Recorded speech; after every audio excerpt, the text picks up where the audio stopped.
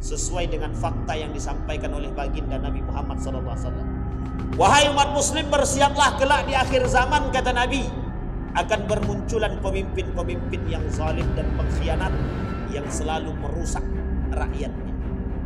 Dalam satu hadis kata Nabi, dalam satu pernyataan Imam Hasan Al-Basri, inna asyaddan nas yaumal qiyamah, kata beliau, kelak di hari kiamat akan ada orang yang sangat menangis kencang dan menyesal akan perbuatan mereka. Siapa mereka? Assalamualaikum warahmatullahi wabarakatuh. Saya bersama Biker Subuhan Pekanbaru Riau. Bagi yang sudah bergabung istiqomah, bagi yang belum segera bergabung. Kiamat sudah dekat. Berkah selalu, sukses. Assalamualaikum warahmatullahi wabarakatuh. Dosa-dosa besar.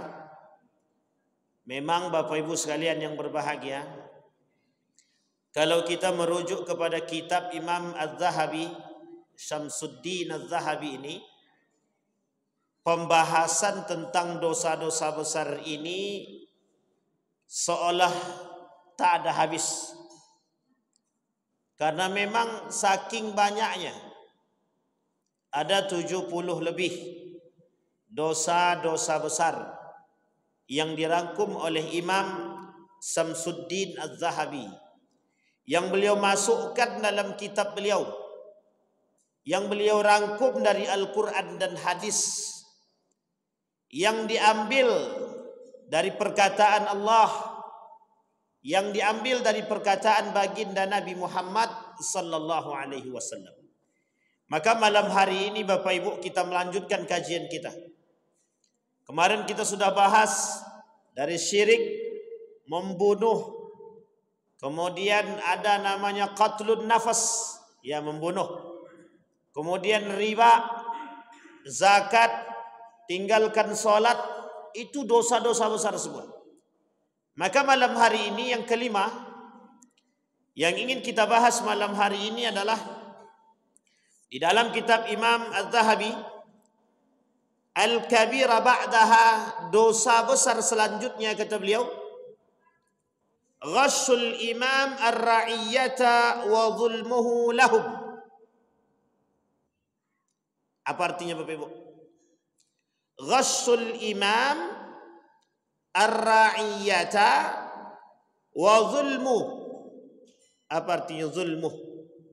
Zalim kepada mereka, lahum. Nah, sekarang kita terjemahkan. Kata beliau, pengkhianatan seorang pemimpin terhadap rakyat dan kezaliman dan bertindak sewenang-wenang terhadap rakyatahu, rakyatnya. Nah, ini termasuk dosa besar. Kalau ketua masjidnya semenah-menah berarti dosa besar tuh. Tapi kalau semenah-menah untuk kebaikan boleh. Dia tak menghargai orang tapi Ustaz, itu lain cerita. Tapi yang dimaksud di sini adalah seorang pemimpin, kullukum ra'in wa kullukum mas'ulun an ra'iyatihi. Setiap pemimpin itu adalah yang mengatur. Nah, siapa yang diatur? Rakyatnya. Dan mereka adalah pemimpin. Bagi siapa? Bagi rakyatnya. Dan mereka bertanggung jawab atas rakyatnya. Jadi Bapak Ibu, kalau konsep kepemimpinan ini, kepemimpinan Islam ini diajarkan dari sejak kita SD, SMP atau MTS atau sanawiyah, kemudian diajarkan di aliyah, kemudian diajarkan di kuliah. Sudah berapa tingkatan tuh? SD, SMP, kuliah asri, SMA, kemudian terakhir aliyah. Kuliah. Kalaulah dari awal kita diajarkan model kepemimpinan dalam Islam, paling tidak dari SMA ke atas, itu kita dicekoki Pak. Diajarkan bagaimana membentuk karakter pemimpin yang baik. dalam Islam, ini kesalahan kita hari ini. Sebenarnya bukan kesalahan, lebih tepatnya kecolongan. Kecolongan kita hari ini adalah dulu kita tak membangun karakter-karakter pemimpin, dan kita tak mengambil karakter-karakter pemimpin itu dari umat Islam. Yang kita jadikan contoh karakter kepemimpinan itu orang Barat. Ustadz ini kok sensitif sekali sama orang Barat? Memang sangat sensitif. Karena semenjak mereka merebut nilai-nilai Islam dari agama Islam, sakit hati yang ada dalam diri saya tertanam. Karena mereka tak pernah mengakui keberadaan agama Islam. Maka oleh karena itu saya tak pernah mengakui keberadaan dan keilmuan mereka. Jadi jangan salah Pak. Semenjak mereka berjaya 1925, semenjak masa itulah Islam tertindas. Semua model apapun harus mengacu kepada Barat. Kiblat kita bukan lagi Timur Tengah, bukan Mekah, bukan Madinah, tapi kiblat kita berubah total menjadi kiblat kita Eropa. Senang banget orang tuanya lihat anaknya bisa sekolah di Belanda. Di mana anak sekolah? Oh, anak saya sekolah tuh di Belanda, Ustaz. Ambil jurusan apa? Kimia, misal. Balik-balik tak sholat bangga dia. Balik-balik tak sholat bangga. Semenjak mereka merebut, semenjak itu 1925 itu bayangkan dan camkan dalam diri kita. Terakhir kerajaan Islam diinjak oleh mereka 1925. Semenjak saat itu Bapak Ibu sekalian yang berbahagia, semua pelajaran-pelajaran keislaman mereka buang. Termasuk pelajaran-pelajaran sejarah, para tokoh sahabat, kemudian pelajaran tentang kepemimpinan dalam Islam, mereka singkirkan. Tidak ada sama sekali. Andai kata kita diajarkan dari dulu, dari SMA kita dicekoki misalkan, diajarkan bagaimana cara kepemimpinan dalam Islam yang dilakukan oleh Umar bin Khattab, Umar bin Abdul Aziz, Ali bin Abi Thalib, Utsman bin Affan, Abu Bakr Siddiq, Harun Ar-Rasyid, Marwan Malik, Malik bin Marwan. Misal. Kalau kita diajarkan gaya kepemimpinan mereka, saya kira yang korupsi itu sedikit. Muawiyah bin Abi Sufyan, Abu Sufyan, saya kira memang orang-orang yang zalim itu sedikit. Itu kalau kita diajarkan. Saya kasih contoh Bapak Ibu, ini cerita nyata dan fakta. Tapi yang bercerita sudah meninggal. Profesor Dr. Haji Yunahar Ilyas diundang oleh anggota Dewan DPR RI. Prof ini menyampaikan kepada mereka, andaikan mayoritas di antara anggota Dewan ini mau mempelajari buku Umar bin Khattab, setidaknya karakter-karakter kepemimpinan Umar bin Khattab, kata beliau, niscaya kezaliman dan kemaksiatan serta kemungkaran yang terjadi di negara ini berkurang. Kemudian beliau mengatakan, menganjurkan dan menyarankan kepada anggota Dewan, kalian beli buku tersebut, kata beliau, kalian baca. Singkat cerita, kata anggota Dewan tadi begini, kalau begitu tolonglah Muhammadiyah belikan untuk kami, kata dia. Jadi anggota Dewan itu saking tak punya duitnya, beli buku Umar bin Khattab aja minta ke Muhammadiyah. Itu tidak malu itu. Sebenarnya nggak punya malu memang. Jadi Bapak Ibu, saking tidak maunya mereka membaca, ternyata siapa rujukan mereka? Banyak. Rujukan gaya kepemimpinan umat muslim hari ini itu merujuk kepada Eropa dan Barat. Seolah-olah mereka lebih baik dalam kepemimpinan. Sehingga yang terjadi hari ini, mohon maaf, sesuai dengan fakta yang disampaikan oleh baginda Nabi Muhammad SAW. Wahai umat muslim, bersiaplah kelak di akhir zaman, kata Nabi, akan bermunculan pemimpin-pemimpin yang zalim dan pengkhianat yang selalu merusak rakyatnya. Dalam satu hadis kata Nabi, bukan, dalam satu pernyataan Imam Hasan Al-Basri, inna asyaddan nas yaumal qiyamah, kata beliau. Kelak di hari kiamat akan ada orang yang sangat menangis kencang dan menyesal akan perbuatan mereka. Siapa mereka? Razzaqahullahu mansiban liyusiba bihi dunya. Ada orang-orang yang diberikan kekuasaan, kata beliau Hasan Al-Basri, manusia yang diberikan kekuasaan tapi bertujuan untuk menyakiti rakyatnya. Ada. Namanya penguasa pengkhianat, penguasa yang zalim. Itu yang ngomong bukan saya. Yang ngomong Imam Az-Zahabi dalam kitabnya Al-Kabair. Kata beliau, ghassul imam ar-ra'iyata. Pengkhianatan seorang pemimpin terhadap rakyatnya. Kezaliman yang dia buat dan kesewenang-wenangan pemimpin terhadap rakyat. Kalau yang menangis di ujung Papua mungkin terdengar.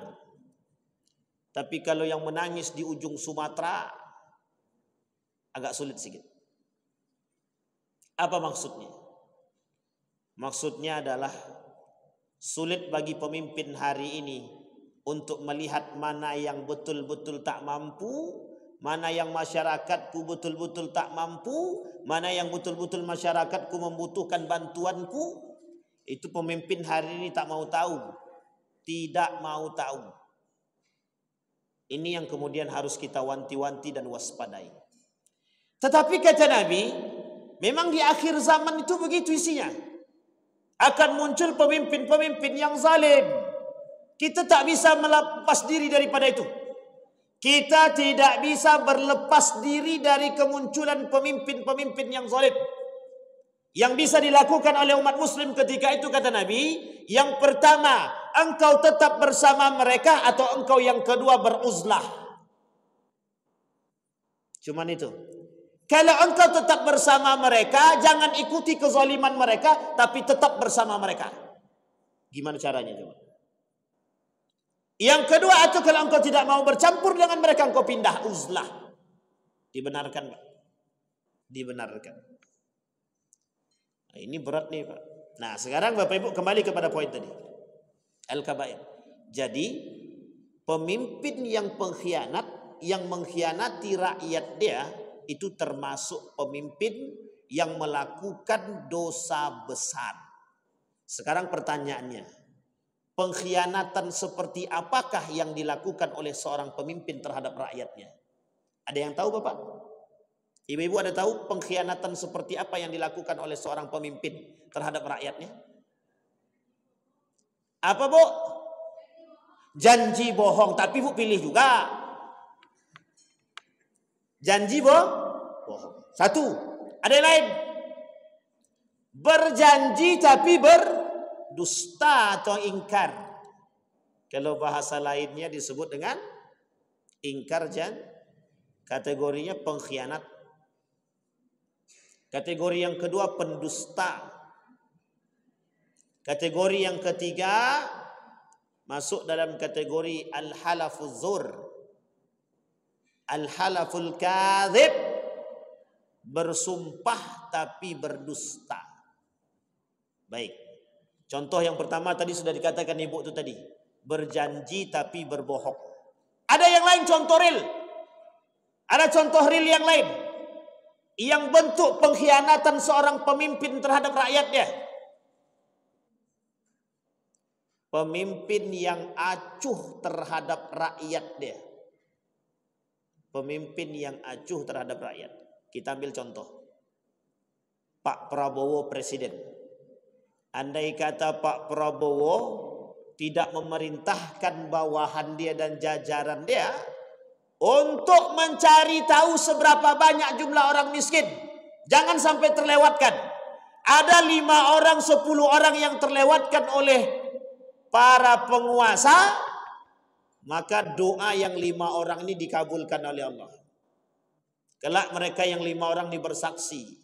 Aku bersaksi ya Allah, bahwa selama aku menjadi orang miskin tak pernah pemerintah datang untuk menjengukku, gitu dia. Sama Pak. Begitu Umar bin Khattab itu datang ke rumah seorang yang miskin, tidak tahu dia kalau itu Amirul Mukminin, celoteh aja terus ibu itu tadi. Tapi memang benar. Memang dia tidak dapat apa-apa, orang makanannya cuma batu. Tidak bisa disalahkan ibu itu dan tidak bisa disalahkan Umar bin Khattab. Tapi seorang pemimpin wajib tahu, karena waktu itu Ustaz jaraknya dekat, betul. Sekarang udah luas sekali. Buat apa gunanya bupati, gubernur, camat, lurah? Mensinkronkannya itu yang susah.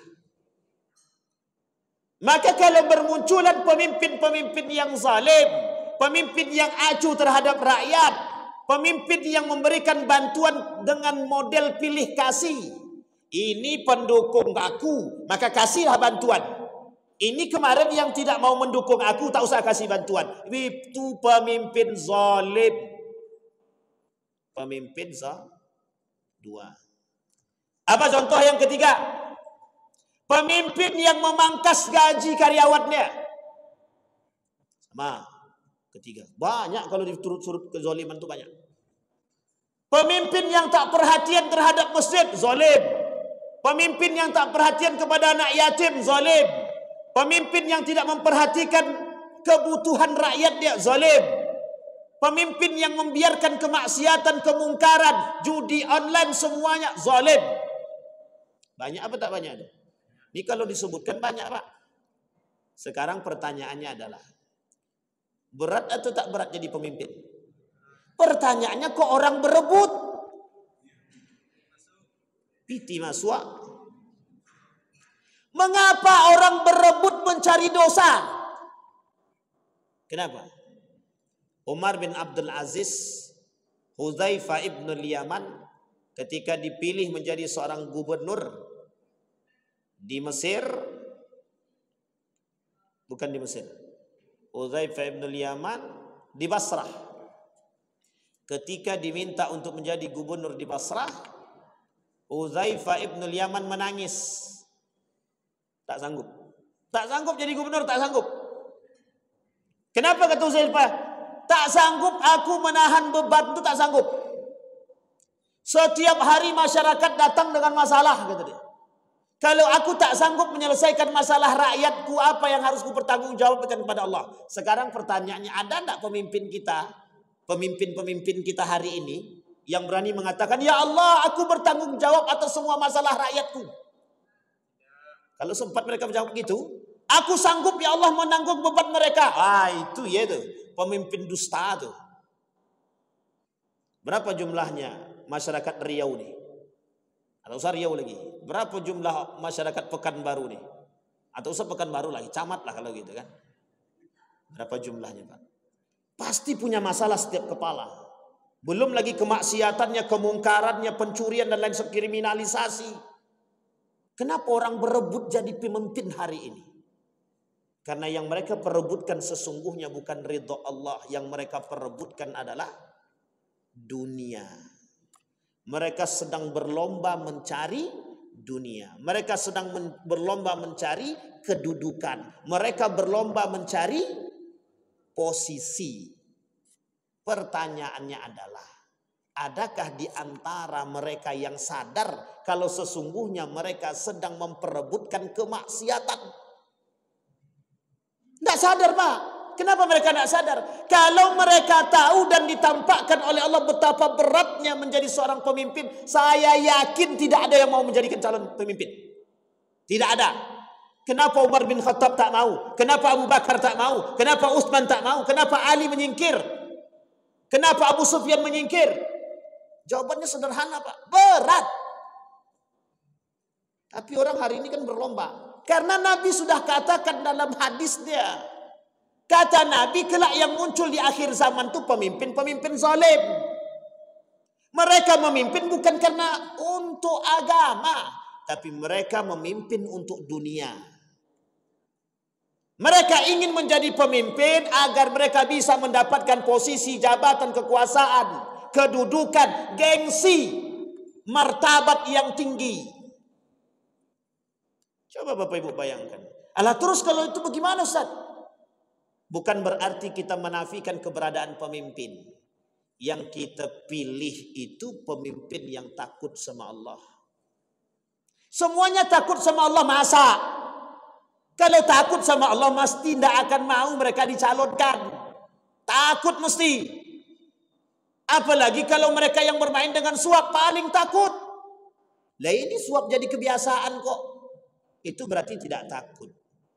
Karakternya sudah nampak.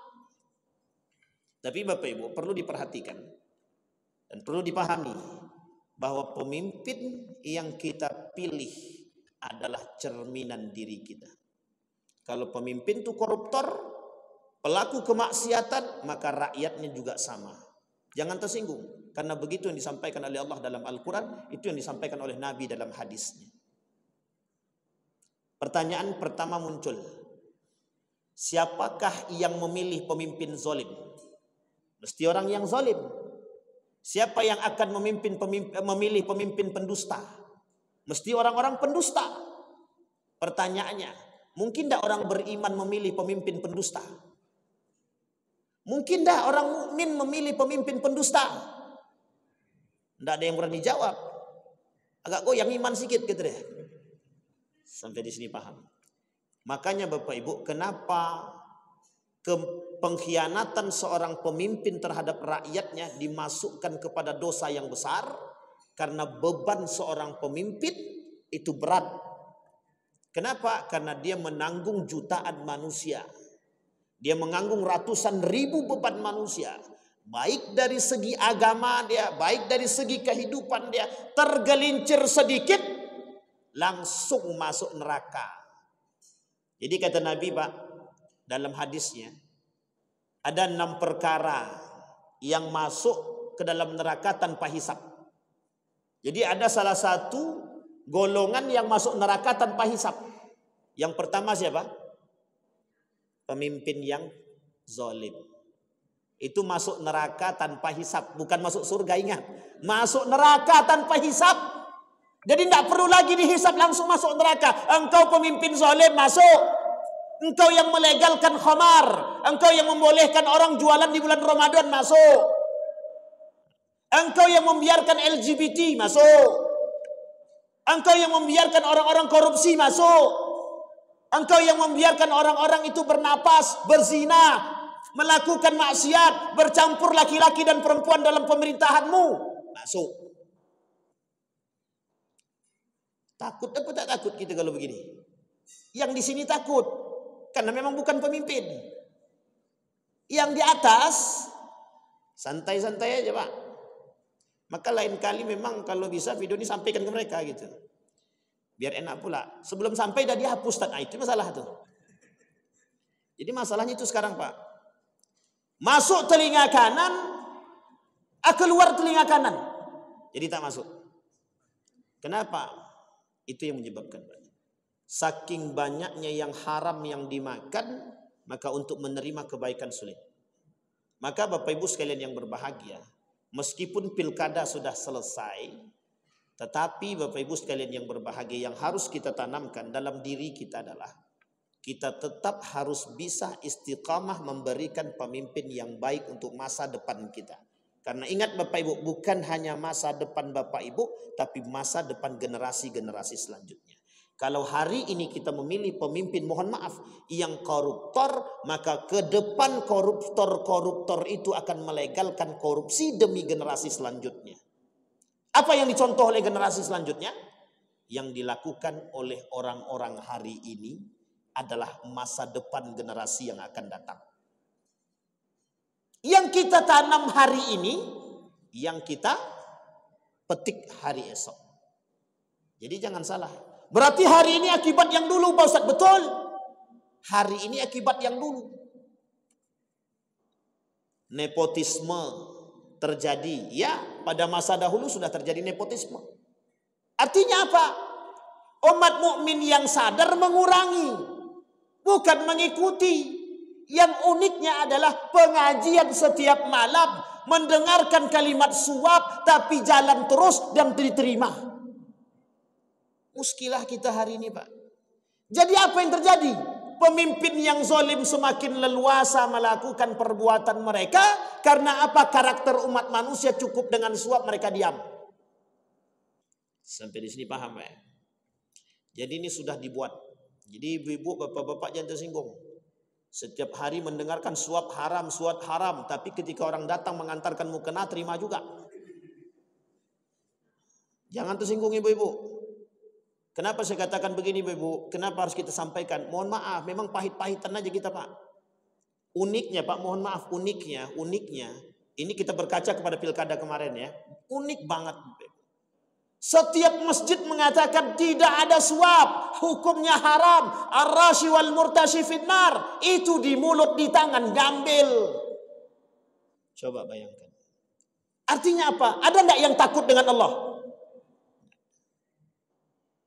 Calon pemimpin kok membiarkan para tim sesnya melakukan suapisasi. Tahu Bapak Ibu suapisasi kan? Suapisasi itu suap-suapan lah, gratifikasi, terserahlah apa namanya. Baik. Kezaliman.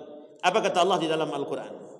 Innamas sabilu 'alal ladzina yadhlimuna an-nasa wa yabghuna fil ardi bighairil haqq. Ulaika lahum adzabun alim. Bagi mereka azab yang sangat pedih. Di dalam ayat yang lain, wala tahsabanna Allaha ghafilan amma ya'malu adh-dhalimuna innama yu'akhiruhum liyaumin taskhasu fihi al-absar muhti'ina muqni'i ru'usihim la yartaddu ilaihim tarfuhum wa afidatuhum haula. Kata Allah, orang-orang yang melakukan kezaliman di muka bumi itu azabnya mereka itu sangat pedih. Nah, orang yang mendapatkan azab yang sangat pedih ini otomatis oleh para ulama dikalkulasikan masuk kepada pelaku dosa besar. Dan orang-orang yang melakukan dosa besar itu nerakanya cuma dua. Kalau solat yang dia lakukan, yang dia tinggalkan nerakanya sakar. Tapi kalau kezaliman yang dilakukan, nerakanya neraka jahanam. Neraka apa Bapak Ibu? Ada doanya. Ya Allah jauhkan kami dari neraka jahanam ya Allah. Amin. Azab api neraka jahanam. Itu sering-sering dibaca Bapak Ibu. Sering-sering dibaca. Rabbana srif anna azaba jahannam inna azabaha kana gharama innaha sa'at mustaqarra wa muqama.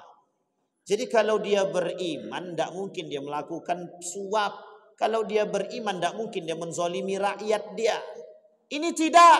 Rakyat dia datang, Pak, tolong tanah kami nak diambil orang. Kata pemimpin tadi, tolong kau urus, tolong selesaikan. Terserah bagaimana caranya selesaikan. Kadang pemimpin ini buang muka.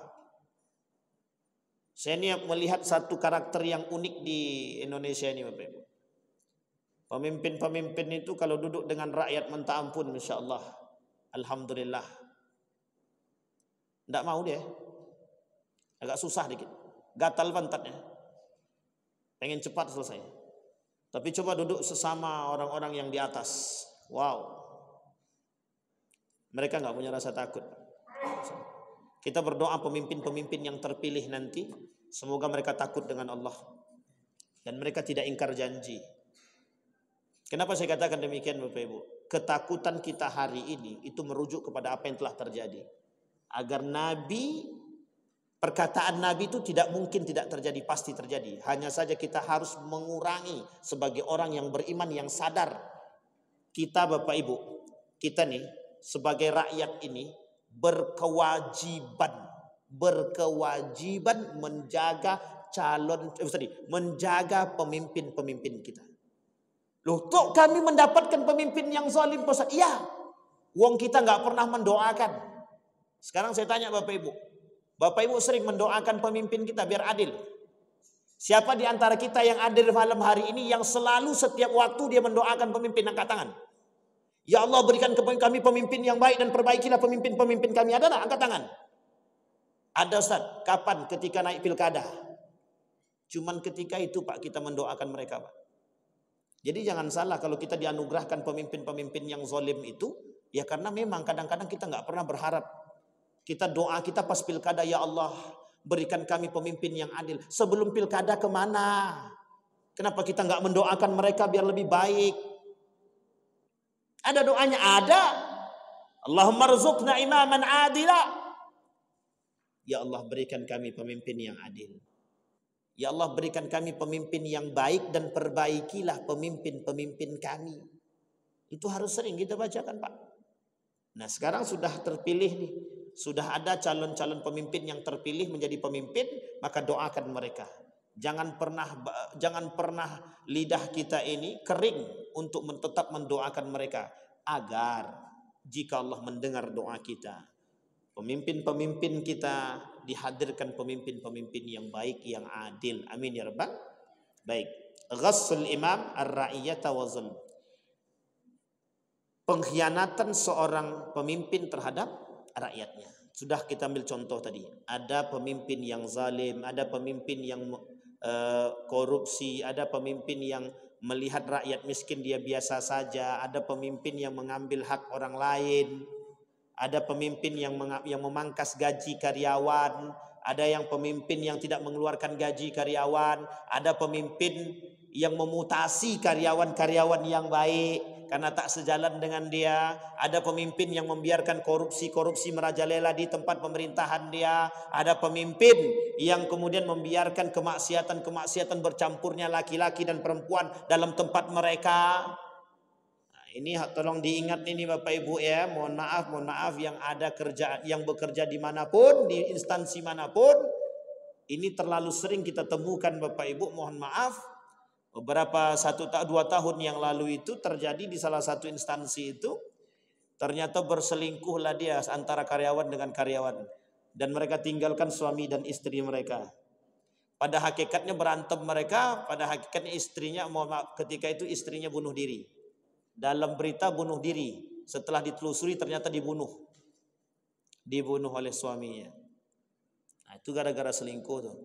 Coba bayangkan, mohon maaf Bapak Ibu, kalau ada karyawan yang berselingkuh, itu kira-kira pemimpin wajib tidak tanggung jawab?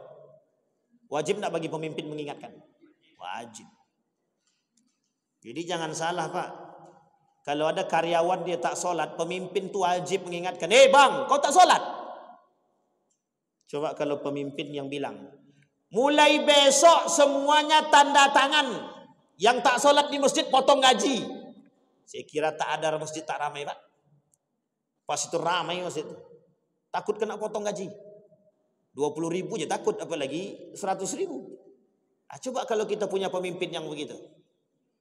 Misal, apa kata pemimpin kita kan? Semua diskotik tutup. Misal, semua diskotik tutup, kata dia. Yang melegalkan diskotik, yang mau bermain dengan orang-orang yang punya diskotik, tangkap. Misal. Wah, kalau begitu pemimpin kita, itulah yang kita harapkan. Yang kita takutkan, tutup diskotik. Datang dia bak duit segepok.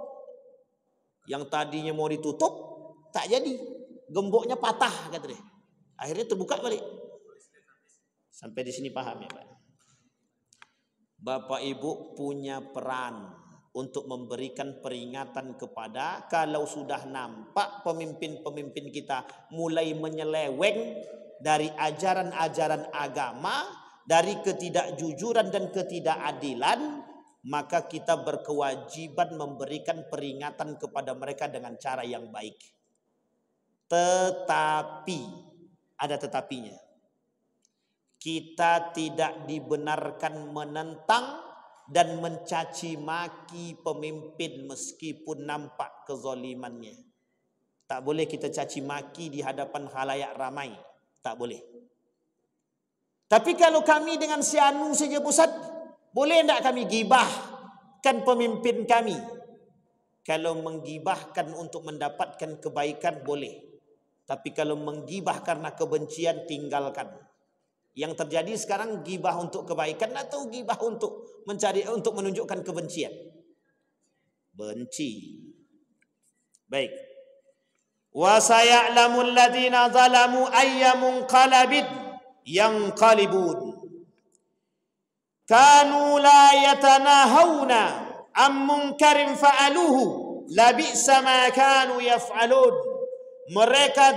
Diri mereka ditutupi dengan kezaliman, perbuatan-perbuatan yang zalim. Justru mereka tidak melarang diri mereka melakukan kemungkaran, bahkan mereka terjebak dalam kemungkaran, kata Allah. Labi'sa ma kanu yaf'alun. Sangat buruklah apa yang mereka kerjakan. Di dalam riwayat yang lain kata Nabi, 3 golongan yang tidak diajak oleh Allah berbicara. Allah tak mau melihat mereka, Allah tak mau mensucikan mereka. Allah tidak bagi mereka azab yang sangat pedih, dan Allah melaknat mereka, dan Allah masukkan mereka ke dalam neraka jahanam. Salah satu di antara 3 golongan tersebut adalah pemimpin yang zalim. Pertanyaannya adalah, pemimpin yang zalim di sini pemimpin yang seperti apa? Dalam lingkup apa? Besar, kecil, atau apa? Suami, mulai dari suami. Suami yang tidak memberikan nafkah kepada anak dan istri, pengkhianat di hadapan Allah, layak masuk neraka jahanam. Tolong ingatkan suami-suaminya, Bu. Kata suami, sudah melakukan, dia aja tak bersyukur, kata dia. Dia kata suami-suami pula kan. Ibu-ibu sudah aman suaminya? Aman, Ustaz, suami aku udah meninggal. Iya, itu aman tuh. Bapak-bapak aman kan istrinya? 1. Suami itu pemimpin. Untuk siapa? Untuk anak dan istri dan rumah tangga dia. Itu yang paling berat, Pak. Memberikan pendidikan dakwah kepada anak dan istri itu jauh lebih berat memberikan pendidikan dakwah kepada orang lain. Orang lain mau dengar perkataan kita, anak istri, nak sholat nak, ntar Pak, nak marah tak sanggup, tak dimarahi hati menggerutu. Betul apa salah? Berani ibu-ibu pukul anak-anak kalau tak sholat? Ibu-ibu berani pukul anaknya kalau tak sholat? Itu masuk ke apa namanya? Ya Allah ya Rabbi. Hukum perlindungan anak, undang-undang perlindungan. Jadi kalau anaknya dipukul, anaknya yang lapor. Pak polisi, aku dipukul sama makku. Karena ada undang-undang perlindungan anak, orang tuanya kena masuk penjara. Yang melapor siapa? Anak sendiri. Akhirnya apa yang terjadi? Itulah gara-gara undang-undang tadi, Pak. Kadang-kadang terlalu kita ini dimanjakan dengan undang-undang, akhirnya terjadi apa? Kacau. Bukan lagi kacau, lagi hancur. Kacau balau. Oke Bapak Ibu ya. Wajib kita Pak, berani, harus. Nak jangan mencuri. Bapak tolong Pak. Harus keras dan tegas. Keras dan tegas kepada anak dan istri. Cobaan terberat kita adalah rumah tangga kita Pak. Dan itu jauh lebih berat kita pimpin daripada kita memimpin orang lain. Kenapa Bu? Kalau istri dia yang tegas, jadi tanda kiamat tuh saja Bapak Ibu. Kenapa datuknya tuh balik? Masuk dalam kategori suami-suami takut istri.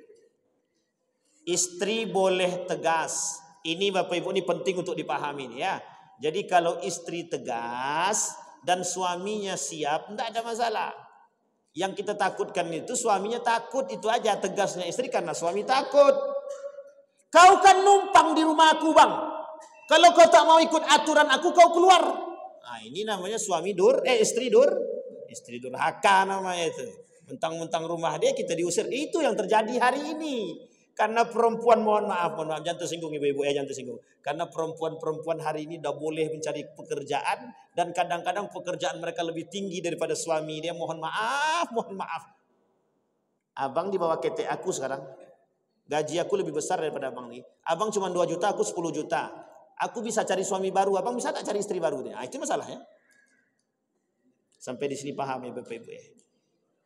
Pak Ibu, tolong bangun komunikasi yang baik. Kadang ada suami yang tak bisa marah, kita butuh istri yang tegas. Ada Pak? Ada. Ini nyata Bapak Ibu. Itu bapak, tetangga dan keluarga saya itu. Saya sebutkan aja keluarga saya. Itu bapaknya, alhamdulillah Pak, anaknya tak sholat, dia diam aja. Apa kata maknya dilayang nih, maknya piring pang kata dia. Barulah sholat nak, sholat. Jadi lebih takut anak tuh kepada ibunya daripada bapaknya. Itu yang dimaksud kan. Kalau untuk kebaikan tak ada masalah sejauh komunikasi terbangun dan laki-laki mohon maaf tidak merasa tersinggung dengan perbuatan tersebut, tidak ada masalah. Yang kita takutkan, aku bapak rumah tangga, ini ibu tulah yang jadi kepala rumah tangga gitu. Jadi jadinya apa? Ibu rumah tangga, ibu kepala rumah tangga, bukan bapak kepala rumah tangga lagi sekarang. Nah sekarang yang terjadi itu begitu sekarang. Saking takutnya. Kemana Pak? Kapan kita ngopi? Antar dulu. Aku izin sama istri aku dulu. Nah begitu sekarang. Saking takutnya suami-suami ini terhadap istri dia. Baik, kembali kepada poin tadi Bapak Ibu. Yang pertama, yang harus diperbaiki kepemimpinan dalam rumah tangga. Kepemimpinan dalam